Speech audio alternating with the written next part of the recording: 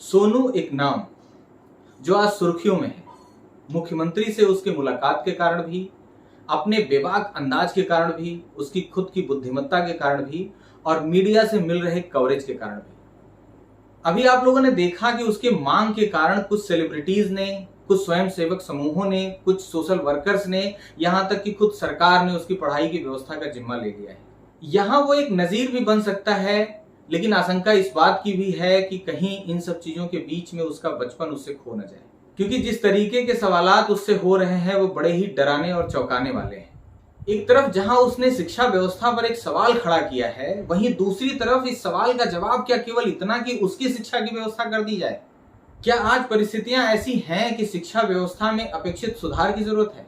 क्या आज ऐसी परिस्थितियां हो चली हैं जहां पे अपने लिए शिक्षा की व्यवस्था करने के लिए, अपने लिए संसाधनों को जुटाने के लिए हमें इस स्तर पे जाना पड़ेगा? इस बीच उन बच्चों का क्या जो मुख्यमंत्री से नहीं मिलते, किसी मंत्री से नहीं मिलते, किसी अधिकारी से नहीं मिलते या नहीं मिल सकते, और न ही उन्हें इतना मीडिया कवरेज मिलता है? क्या उन बच्चों को शिक्षा का अधिकार नहीं मिलेगा? और अगर मिलेगा तो क्या इसी व्यवस्था में, जिस व्यवस्था पे खुद सोनू ने सवाल खड़ा किया है? एक पक्ष तो ये भी है कि ऐसा सवाल खड़ा करके क्या सोनू दुनियादारी में फंस गया? क्योंकि मीडिया जिस तरीके से बाल की खाल निकाल रहा है, लगता है कि सोनू का भी हश्र वही होगा जैसा पिछले कुछ दिनों पहले कुछ ऐसे लोग जो पटल पे आते हैं और प्रसिद्धि पाते हैं और अचानक से पटल से पूरी तरह से गायब हो जाते हैं, दुनिया की भीड़ में वो खो जाते हैं। पर क्या सोनू के द्वारा उठाया गया सवाल इस दुनियादारी में खो जाने लायक है?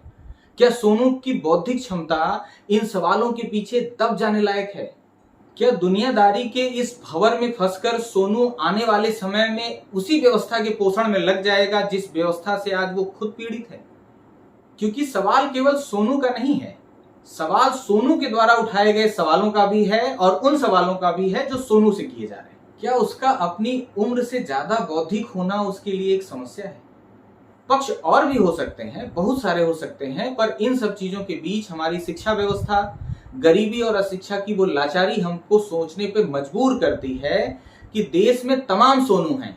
हम एक सोनू की समस्या का हल ढूंढ करके देश को कौन सा नजीर देने जा रहे हैं, कौन सा उदाहरण प्रस्तुत करने जा रहे हैं?